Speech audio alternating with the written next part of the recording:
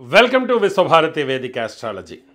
మన ఛానల్లో ఇప్పటికే మనం బ్లడ్ మూన్గా పిలువబడేటువంటి ఈ యొక్క సంపూర్ణ చంద్రగ్రహణం ఎప్పుడెప్పుడు జరుగుతోంది, జరగబోతోంది, దాని యొక్క సమయం ఏంటి, అమెరికాలో ఎప్పుడెప్పుడు కనపడుతుంది అనేటువంటి వీడియోని మనం పోస్ట్ చేశాం.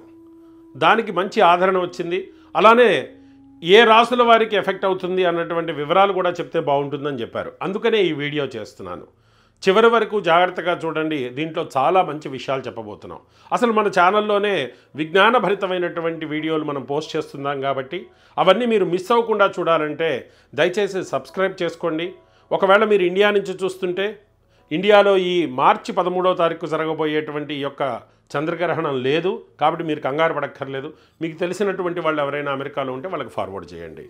ఇంకెందుకు ఆలస్యం, మరి ఈరోజు వీడియోని మొదలు పెడదామా? బై ద వే, మీరు సబ్స్క్రైబ్ చేసుకున్నారు కదా, ఇక మొదలు పెడదాం. అయితే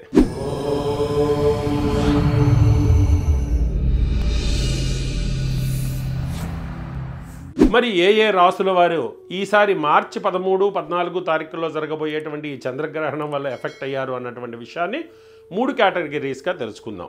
మొదటిది టోటల్లీ ఎఫెక్టెడ్, అంటే ఏ నక్షత్రంలో అయితే ఈ యొక్క గ్రహణం జరుగుతోంది మరియు ఏ రాశిలో జరుగుతుందో ఆ రాశి మరియు దాని యొక్క ప్రభావిత రాశులు. ఆ తర్వాత మీడియం ఎఫెక్ట్, వాటి యొక్క దృష్టి వేటిపై ఉందో అవి. ఆ తర్వాత నాట్ ఎఫెక్టెడ్, చంద్రగ్రహణం యొక్క దృష్టి కానీ లేదా దాని యొక్క ఛాయ కానీ ఎటువంటిది పడనటువంటి నక్షత్రాలు ఇవి. కాబట్టి వీటి వివరాలు ముందుగా చెప్పుకుందాం. అసలు వీటికి ఎటువంటి పరిహారాలు చేయాలి, ఏ నక్షత్రాల వాళ్ళు చేయాలి అనేటువంటివి చెప్తాను. మొత్తం వీడియో అయ్యేంత వరకు చూడండి. షార్ట్గానే ఉంటుంది, లెస్ దాన్ 10 minutesలో అన్ని వివరాలు చెప్పేస్తాను.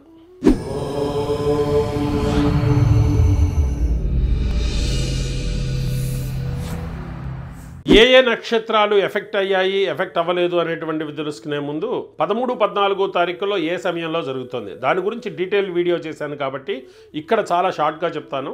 మరియు పిన్లో కానీ కామెంట్లో కానీ ఆ వీడియోని ట్యాగ్ చేస్తాను, అక్కడికి వెళ్ళి చూడండి. ఇక ఈఎస్టీ టైం జోన్ అంటే ఈస్టర్న్ టైం జోన్లో కనుక చూసుకున్నట్లయితే 13వ తారీఖు రాత్రి అంటే తెల్లవారితే 14 కనుక 1:11 మొదలవుతోంది ఈ యొక్క గ్రహణం అనేటువంటిది. 4:47 అయిపోతుంది. టోటల్ 3:36 ఉంది ఈఎస్టీ టైం జోన్లో వాళ్ళకి. ఇక సిఎస్టీ టైం జోన్లో చూసుకుంటే 12:11 13 రాత్రి తెల్లవారితే 14 కనుక 3:47 14వ తారీఖు తెల్లవారుజామున వరకు ఈ యొక్క గ్రహణం ఉన్నది. 3:36:23 ఈ యొక్క గ్రహణం ఉండటం ఇక్కడ మనం గమనించుకోవచ్చు. ఇక PST Pacific time zone California side ఉన్నటువంటి వారికి 10:11 వరకు అంటే 13వ తారీఖే రాత్రి వేళల్లో 10:11 ఇది మొదలవుతోంది. అలానే మధ్యలోకి అంటే ఎండ్ అయ్యేటువంటి సమయం కనుక చూసుకున్నట్లయితే మార్చి 14వ తారీఖు 1:47 3:36 ఇక్కడ కూడాను ఈ యొక్క గ్రహణ కాలంగా ఉన్నది. ఇవి డిఫరెంట్ టైం జోన్లో వస్తున్నటువంటి విశేషాలు. ఇప్పుడు ఏ నక్షత్రాలు ఏ రాసులు ఎఫెక్ట్ అయినాయి. ముందుగా టోటల్లీ ఎఫెక్టెడ్, బాగా ఎఫెక్ట్ అయినటువంటి రాసులు ఏమిటి, నక్షత్రాలు ఏంటి అనేటువంటివి తెలుసుకుందాం. అసలు ఈ గ్రహణం ఉత్తరా నక్షత్రంలో జరుగుతోంది, సింహ రాశిలో జరుగుతోంది. కాబట్టి వృషభ, సింహ, కన్య, మకర అనేటువంటి ఈ యొక్క 4 రాసుల వారు టోటల్లీ ఎఫెక్ట్ అయినటువంటి వాళ్ళు. అలానే కృత్తికా నక్షత్రం 2, 3, 4 పాదాలు, రోహిణీ నక్షత్రంలో 4 పాదాలు, మృగశిర నక్షత్రంలో 1, 2 పాదాలు, అలానే మఖా నక్షత్రంలో అన్ని పాదాలు, అలానే పూర్వ పల్గుని నక్షత్రంలో ఉన్నటువంటి అన్ని పాదాలు, ఉత్తర పల్గుని నక్షత్రంలో ఉన్నటువంటి అన్ని పాదాలు, హస్త, చిత్త మరియు నక్షత్రాల్లో ఉన్నటువంటి పాదాలు, అలానే ఉత్తరాషాఢ నక్షత్రంలో ఉన్నటువంటి 2, 3, 4 పాదాలు, అలానే శ్రవణ నక్షత్రము, ధనిష్ట నక్షత్రంలో ఉన్నటువంటి 1, 2 పాదాలు. ఇవి నక్షత్రాలు ఏవైతే ఎఫెక్ట్ అయినాయో అవి. ఇందులో బాగా ఎఫెక్ట్ అయినటువంటిది ఉత్తరా నక్షత్రం. ఆ తర్వాత మీడియంగా ఎఫెక్ట్ అయినటువంటిది ఏమిటి? మీడియంగా ఎఫెక్ట్ అయినటువంటి రాసులు మేష, కర్కాటకము, ధనస్సు, కుంభరాశులు మీడియంగా ఎఫెక్ట్ అయినాయి. మరి ఇందులో ఉన్నటువంటి నక్షత్రాలు ఏమిటి మీడియంగా ఎఫెక్ట్ అయినటువంటివి అంటే అశ్విని నక్షత్రము, భరణి నక్షత్రము, కృత్తికా నక్షత్రంలో 1వ పాదము, పునర్వసు నక్షత్రంలో 4వ పాదము, పుష్యమి, ఆశ్లేష, మూల, పూర్వాషాఢ, ఉత్తరాషాఢ నక్షత్రంలో 1వ పాదము, ధనిష్టాలో 3, 4 పాదాలు, శతభిష నక్షత్రం, పూర్వభాద్రపద నక్షత్రంలో 1, 2, 3 పాదాలు. ఇవన్నీ కూడాను మధ్యస్థంగా ఎఫెక్ట్ అయినటువంటివి. మరి అసలు ఈ గ్రహణ ప్రభావం లేనటువంటివి మిథున రాశి, తులారాశి, వృశ్చిక రాశి, మీనరాశి. వీరిపై గ్రహణ ప్రభావం ఎటువంటిది లేదు. అలానే మృగశిర నక్షత్రంలో 3, 4 పాదాలకి దీని యొక్క ప్రభావం లేదు. ఆర్ద్ర నక్షత్రానికి ప్రభావం లేదు. పునర్వసు నక్షత్రంలో 1, 2, 3 పాదాలకి కూడాను దీని ప్రభావం లేదు. అలానే చిత్తా నక్షత్రంలో 3, 4 పాదాలకు కూడా దీని యొక్క ఈ చంద్రగ్రహణం యొక్క ప్రభావం లేదు. అలానే అనురాధ నక్షత్రము, జ్యేష్ఠ నక్షత్రము, పూర్వభాద్రపద నక్షత్రాలలో 4వ పాదంలో కూడాను దీని యొక్క ప్రభావం లేదు. అలానే ఉత్తరాభాద్రపద మరియు రేవతి నక్షత్రాలు పరిపూర్ణంగా వీటి యొక్క ప్రభావం లేకుండా ఉన్నటువంటి నక్షత్రాలు. ఇవి మధ్యస్థంగా మరియు అస్సలు ప్రభావం కానటువంటివి, పూర్తిగా ప్రభావమైనటువంటి నక్షత్రాలు. మరి వీటికి పరిహారం ఏమిటి?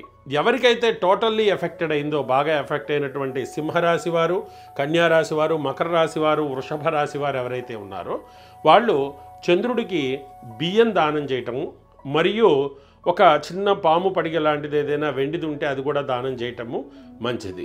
అలానే ఒకవేళ గ్రహణ శాంతులుగా ఎక్కడైనా అభిషేకాలు కానీ అలాంటివి ఏమైనా జరుగుతూ ఉంటే దాంట్లో మీ పేరు కూడా ఇచ్చి చక్కగా జపమో అభిషేకమో చేయించుకోండి.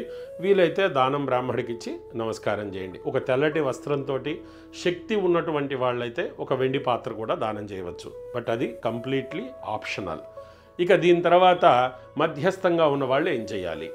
పట్టు విడుపు స్థానాలు అందరూ చేయాలి.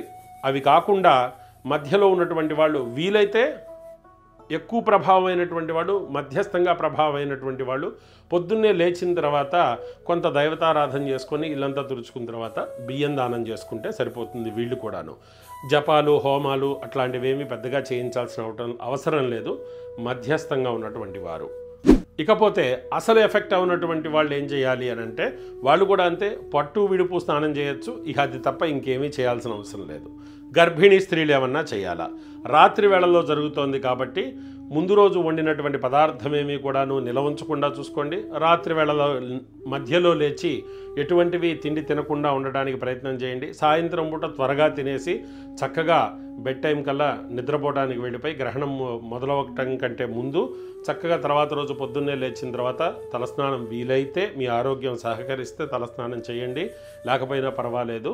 మీరు సుఖంగా, ఇది రాత్రిపూట ఎట్లాగో జరుగుతుంది కాబట్టి వీలైనంత వరకు మీరు బయటికి చంద్రకిరణాల్లోకి, చంద్ర స్పర్శలోకి వెళ్లకుండా ఉంటే మంచిది. ఇంతకంటే ఎటువంటి నియమాలు లేవు. చక్కగా సంతోషంగా ఆరోగ్యంగా ఉండండి. సర్వే జన సుఖినో భవంతు. మరొక్క మారు అడుగుతున్నాను, మీ ఆదరణ చాలా ముఖ్యం.